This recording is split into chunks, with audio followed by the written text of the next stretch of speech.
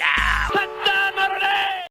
That's right. Welcome in, welcome back, folks, to a Notre Dame's having a good week on the recruiting trail, according to most people.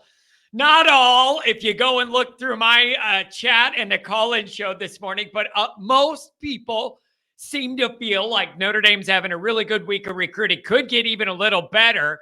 That could happen by the time you see this show, but I don't think so. So the week's still not over in terms of what it could be for Notre Dame. Let's go over this hot streak on this edition of the Always Irish Show. As always, you can find the program on YouTube. Do it. Subscribe if you haven't yet. Appreciate it very much. Give the video a thumbs up. That ups me as well. Notifications on. You know why. That way you're alerted every time a new episode drops. You don't want to miss it. Twitter, search bar Always Irish Rat. Always Irish Inc. Emails alwaysirishnd@gmail.com. Audio only. Anywhere you want me, you can locate me. The call-in line, 312-988-15. You tell Johnny all you've heard and seen. Fighting Irish Wire every day. Every damn day you get up.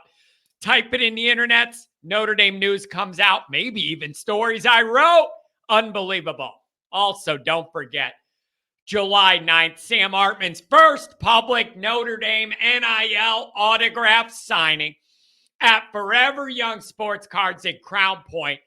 And it's sponsored by yours truly. We're going to have a great day. Please join us. Visit foreveryoungsportscards.com for further details and ticket information.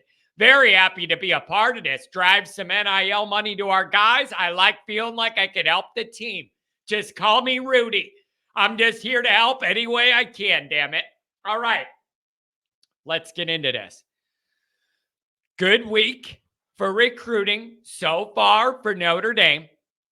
And we have rumors that indicate it could still get a little better before the week ends. All right. So right after last week, we did some talking about Notre Dame recruiting. What are the expectations? How are they different for Marcus than Kelly? Is he reaching that? We expected a certain amount of recruiting success out of Freeman because that's one of his biggest attributes, which is never something that could be said of Kelly at Notre Dame. I don't care what happens at LSU. That's different. At Notre Dame, Kelly was not known as being a dog recruiter. Marcus is. So we talked about that and where we were at, and some people were getting nervous. We're getting too 3-star-ish. We're getting too RKG-ish, which is code for we know these guys aren't highly rated, but we're hoping in 2 or 3 years their bodies turn into something we could use type stuff, right? And we were having some of that discussion, and some people were saying, John, it seems like maybe Marcus is thinking he can't land the elite of the elite of the elite. And you look at what happened at the top of the class last year may prove that. And maybe he's settling. We had some of that discussion. And then on the other side, there's another camp. There's that. But the other side of it is people that are saying, and I do see this to a certain extent, Marcus has a different vision how he's trying to do this. Going for length and speed and some of that. And some folks are saying, you got to let this work. And he knows what he's looking for. And a guy might not be highly rated, but Joe Alt wasn't all the time. Morrison wasn't all the time. And look how that turned out. So you can't just write it off because the star rate, all of that.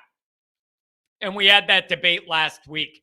People are in kind of middle land, not no man's land, but middle land there. A little recruiting anxiety, kind of like it, want to see some more action.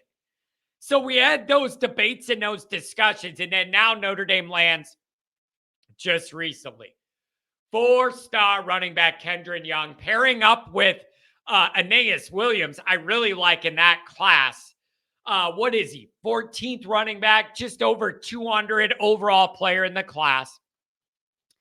And then 4-star tackle Styles Prescott. And then rumor has it that another talented 4-star may pop this week as well. And I expect that to be Tay the athlete Tay Johnson. So as we sit now, Notre Dame's class is ranked third in the 247 composite, and it is just a half point, of less than a full point behind Michigan for second overall. And these two, plus the additional one, would all be 4 stars this week. The 2 guys I went over, and then if Tay joins. And my question for you is, does this week move the needle for you with Notre Dame recruiting? That's really my big point. Does it move the needle for you? I don't see people complaining, oh, it's another 3-star, we're dipping into Kelly land. But people are saying, John, you want to move the needle? Well, then get Justin Scott. John, you want to move the needle? Get Rushing. You want to move the needle? Get Kingston. Now we're moving the needle. So I do see some people saying, all right, I'm not complaining that we're dipping into the 3-star barrel too much.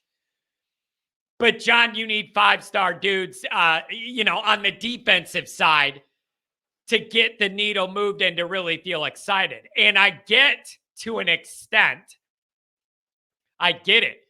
Because if you look at right now, your highest 2 guys are CJ Carr and Williams. So they're guys on the offensive side of the ball. God knows we need that at both of those positions. A dude at wide receiver and a dude at quarterback. I love that. But especially, here's where I think people are going. Especially in a dynamic where you had some elite of the elite defensive guys in your class last year, did not end up with them. Keon Keeley, Bowen. Words can't express how much we needed those guys. They'd both be playing right away this year and make me feel completely better about the defense. Like perpetual positions of need for Notre Dame. Like defensive lineman get out to the quarterback, and then a guy on the back end that could start right away as a freshman to be really good. So I think that has people wanting to see the elite of the elite cherry on top in this class to feel good about it. So that's Justin Scott, keeping him in the Chicago area, not losing him to NIL or out of state for any other reason. I say out of state as if Chicago's Indiana, but you know what I mean. In that area, in that pipeline, my old Chicago Catholic League that I grew up in, right? So you got that, and then rushing too. Rushing as well. That's the other big one. So I want to know where you guys are at. Are you feeling better about the class? Do you have the same anxieties you had a few weeks ago? Do you think this is about to really take off and we're going to pop? I don't know. But that's what I'm asking. So I say, does this move the needle for you, what we've done this week? And I love being third in those rankings, just a hair behind Michigan, less than a point. But the overall issue is, didn't you learn your lesson, Notre Dame fans? You don't get any credit for where you're ranked in the summer. Nobody cares. It doesn't mean a damn thing. And I'm guilty of falling into that trap last year. All summer, I'm walking around feeling better about myself because Notre Dame's number 1 in their recruiting rankings all summer. Right up till it mattered. Right up till it mattered. And when it mattered, we dropped like a rock on signing day, nowhere to be found in the first page. And it was just hurtful. I don't know what to say, but the frustration and the anger I had for so long, feeling like we were in such a good spot, all the way till it mattered. And when it mattered, we were nowhere to be found on the first page of best recruiting classes. And that happened for a lot of different reasons, a lot of different circumstances. I don't know if I could even blame Marcus for any of those reasons and circumstances. In fact, I'm guessing I can't. I think he did everything he could with all those guys. And if they have other interests or other people pulling the strings behind them, you're going to be in for a tough road. And I think we saw that. Okay. But Two things here for the negative Nancy's that I'm going to agree with. Number one is you do not get credit for summer recruiting rank, and we all learned that. Here's the other one. Right now, Notre Dame has 2 players in the top 100 committed in this 24 class. 2. And they're the top 2 guys, the quarterback, the wide receiver. Is it wrong of me to say I would hope Notre Dame could get more than 2 out of the top 100 guys that want to play at a historic place like Notre Dame? Maybe even just give me 4. 2 top 100 guys on offense, 2 on defense even would be pretty solid. But I want a little more than 2 out of 100 that want to play at Notre Dame. Maybe we'll get there. I don't know. And so the only news, I've been saying this too, from now till camp, this dog dead days of summer months, the only news I want is guys committing to Notre Dame, committing to take visits at Notre Dame, saying they're interested in Notre Dame, camping in Notre Dame. That's all I want. That's all I want. Any other news in the summer is going to be bad news. I don't want it. I'm not interested. That's the only news I want the rest of the summer till we're gearing up for camp. It's just commit. Interested, visits, whatever. That's all I want. Any other news tends to be bad news in the summer. And so this is kind of an interesting time. And people, I'm seeing wild variations regarding how people feel about how Freeman's recruited overall already. Everything from he was supposed to come in and get top, 5-star guys right away. That's what he was billed as. We're not getting that. What's going on here? To the other end of people saying, I could see this guy's vision. I could see what he's building. I could see what he's going for. And even if a guy's not a 5-star, but he has the athletic frame and the speed and the length that this staff and Marcus wants, they're going to do it and develop him. And there's people that see that vision and could see that path. So I don't know where you really fall on that.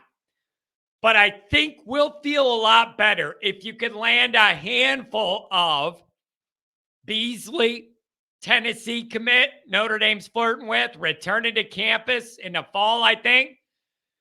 If you get Tay, which is talked about being any day, any moment now, get you a Gerby Lambert. But where you got to finish is, can you give me 2 out of the 3 Kingston rushing Scott? Can we do that? Can we get that? Give me 2 out of those 3 somehow on that edge, that side of the ball. On that side of the ball, give me some of those guys. You're going to need that. You're going to need that to get this all where you want it to go. But for this week in June, when there ain't much happening in the college football world, if Notre Dame could get 2 or 3 4-star guys in 1 week, it's hard for me to look at that and not say that's a good week. So I know for some people it's not enough unless it's all 5 stars. That's just not realistic for Notre Dame. It ain't. For a lot of reasons. It's just not. So it's a good week. It's better than guys decommitting or nobody's doing nothing in recruiting with Notre Dame. I mean, geez, I'm not going to complain about a 4-star guy. Okay, I'm not. All right. And so I want to know where you guys are at with this. Is your needle moving? Or are these 4-star guys and you're going, that ain't moving the needle. I need Rushing and Scott to get this to where I'm perked up and paying attention here. I want to know what you guys think of where this operation's at. Let me know who you think's coming, who you think isn't coming, why, and what you think of this recruiting operation this year, what we got going on. Let me know. Talk to you soon.